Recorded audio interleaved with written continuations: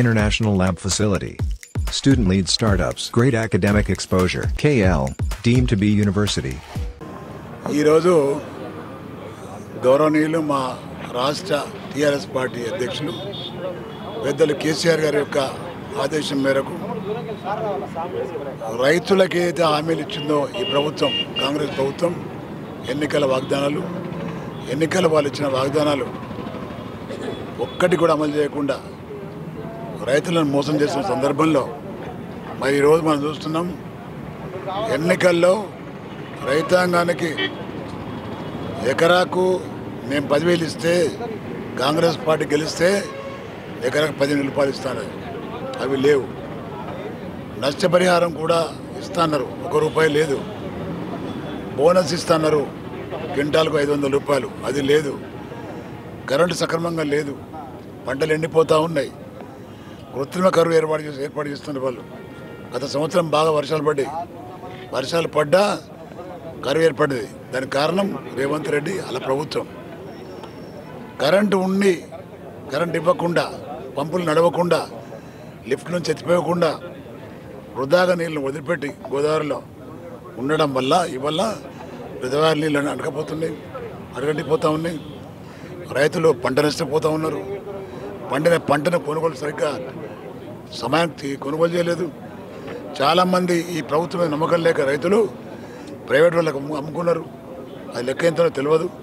మరి మొన్న ఫస్ట్ నుంచి పెట్టిన వీళ్ళు కొనుగోలు కేంద్రాలలో మరి ఎంత కొనుగోలు చేస్తున్నారు ఏంది అని తెలిసిన తర్వాత తప్పకుండా కొనుగోలు చేసినవి కాకుండా ప్రైవేట్ వాళ్ళకి అమ్మినటువంటి పంటకు కూడా పర్ క్వింటాల్ 500 రూపాయలు బోనస్ ఇవ్వాల్సిన అవసరం ఉంది.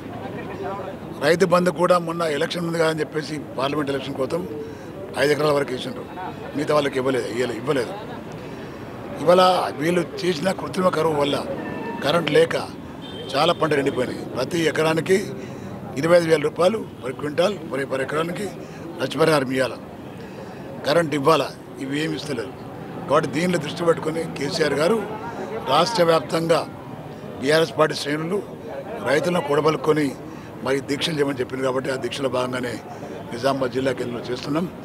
మా ఒకటే డిమాండ్, ఏవైతే 3-4 హామీలు మీరు ఇచ్చిండో ఇచ్చిన హామీలు నెరవేర్చుకోవాలా, లేకపోతే రాష్ట్ర వ్యాప్తంగా ఇంకా మరిన్ని ధర్నాలు, రాస్తా రోకోలు ఉధృతం చేస్తాం. మేము సిగ్గు లేకుండా ఆ ఇచ్చిన హామీలు నెరవేర్చకుండా తగుదునమ్మా అని ప్రజలకు రాకుండా, మరి రైతులకు ముఖం చూపించకుండా క్రికెట్ జరుగుతూ ఉంటే క్రికెట్ జరుగుతున్న హ్యాపీ అవుతూ ఉంటాడు. ఎంతవరకు సంబంధిస్తాం. గతంలో 10 సంవత్సరాలలో రైతులకు మేము ఏం చేసినాం, కేసీఆర్ ఏం చేసిండు, ప్రజలు మార్పు కోరిండు. మార్పు అంటే ఇదా, ఈ విధంగా ఉంటుంది మార్పు అంటే, ఇంతకంటే బాగుంటుంది, గతంలో కంటే బాగుంటుందని కోరుకునే వాళ్ళం. కానీ ఇవాళ తెలంగాణ పరువు పాతాళానికి పోతుంది వీళ్ళ పరిపాలన వల్ల. నేను ఒకటే డిమాండ్ చేస్తున్నా ప్రభుత్వాన్ని, ఇమ్మీడియట్గా 2 లక్షల రుణమాఫీ చేయాలా.